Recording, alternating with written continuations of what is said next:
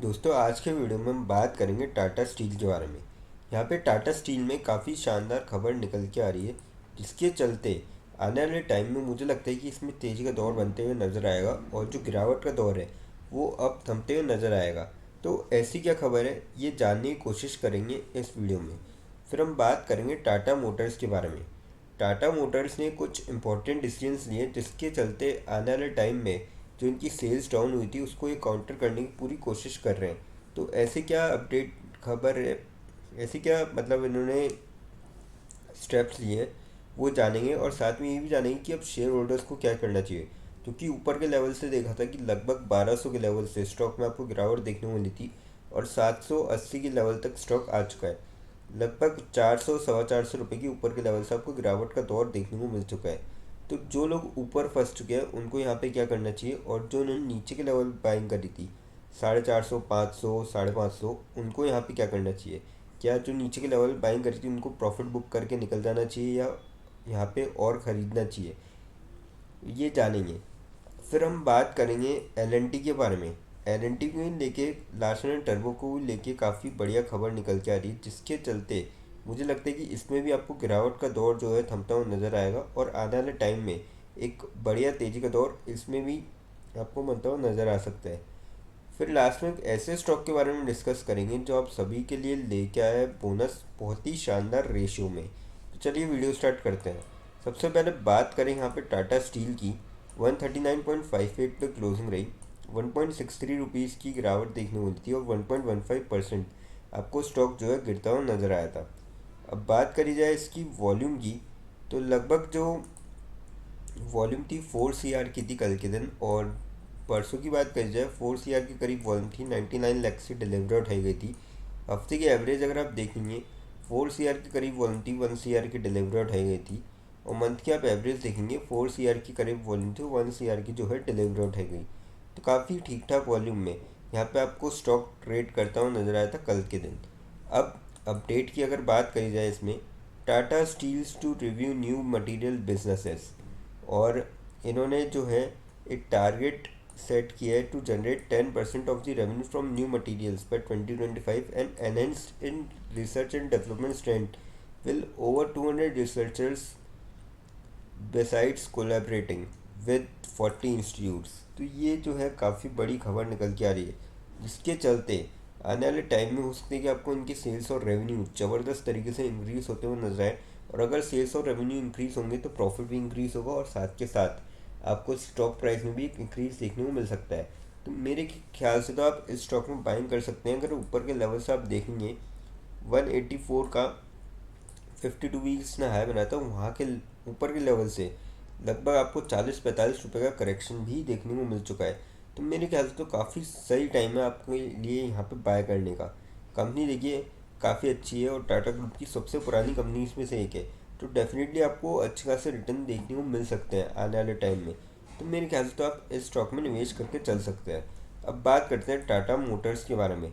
781.95 पे क्लोजिंग रही।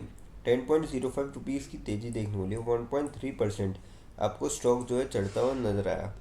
एक टाइम पे स्टॉक ने जो है 800 का लेवल भी पार किया था इंट्राडे के अंदर, पर जैसे मार्केट में आखिरी कुछ पलों में, कह सकता है आखिरी 1 घंटे के अंदर गिरावट हुई, तो उसके चलते आपको जो ऊपर गया वो सीधे यहाँ पे डिक्लाइन होते हुए देखने को मिला। अब बात करी जाए वॉल्यूम की, तो 2 CR के लगभग वॉल्यूम थी कल के दिन। परसों की बात करी जाए 2 CR के लगभग वॉल्यूम थी। 76 लाख से डिलीवरी उठाई गई थी। हफ्ते की एवरेज अगर हम देखें 2 CR के लगभग वॉल्यूम थी, 65 लाख से डिलीवरी उठाई गई थी। और मंथ की आप एवरेज अगर यहाँ पे देखेंगे तो 1 CR के करीब वॉल्यूम थी और 59 लाख की डिलीवरी उठाई गई। तो ठीक ठाक वॉल्यूम में यहाँ पे आपको ये स्टॉक भी ट्रेड करता हुआ नज़र आया। अब बात करी जाए इसमें अपडेट की, दो अपडेट है। पहला अपडेट तो ये है, Tata Motors expends EV presence in Kerala strengthening electric mobility in India.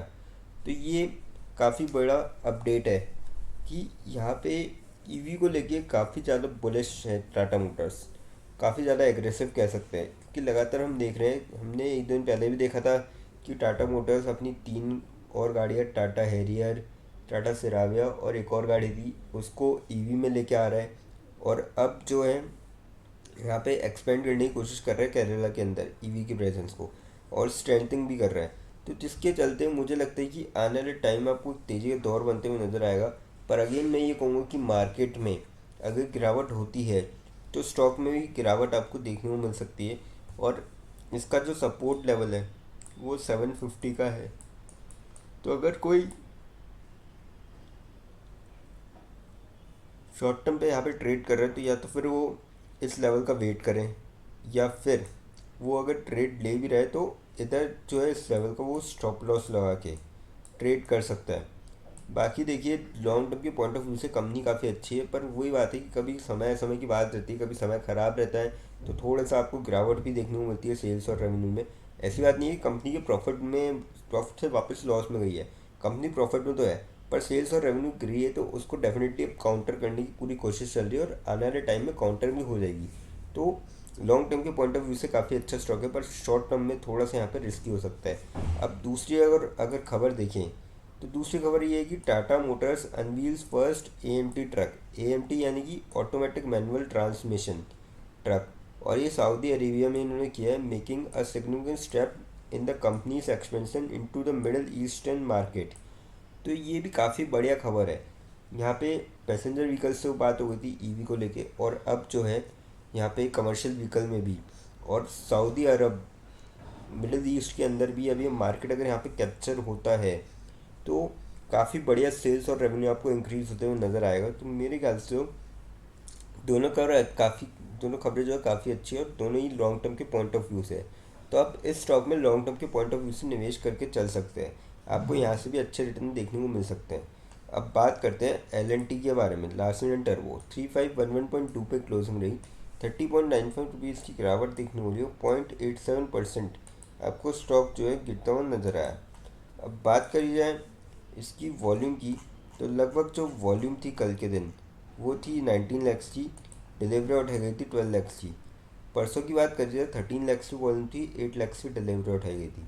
हफ्ते की एवरेज देखें 16 लैक्स की वॉल्यूम थी और 9 लैक्स की जो है डिलीवरी उठाई गई।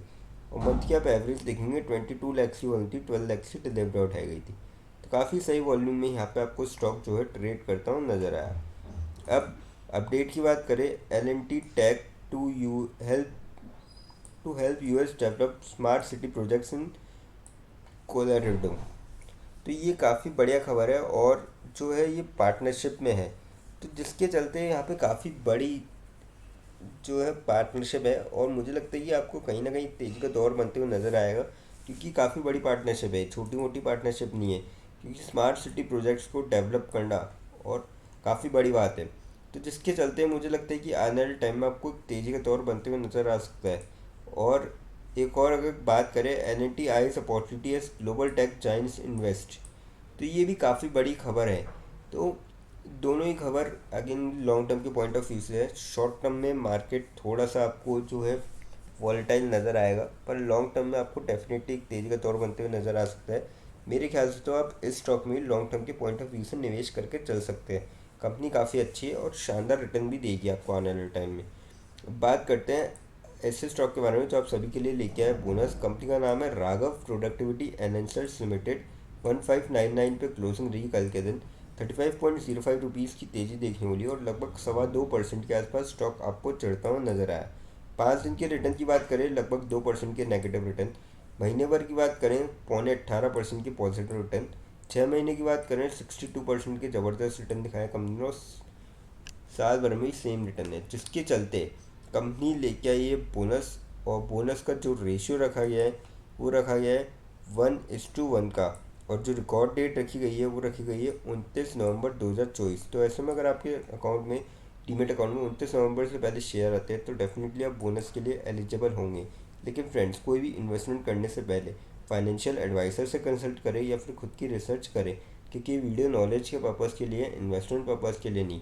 दोस्तों, अगर वीडियो अच्छी लगी हो तो चैनल को लाइक और सब्सक्राइब जरूर करें, ताकि आने वाले टाइम में आपको और भी ऐसे अपडेट्स मिलते रहे। थैंक यू दोस्तों।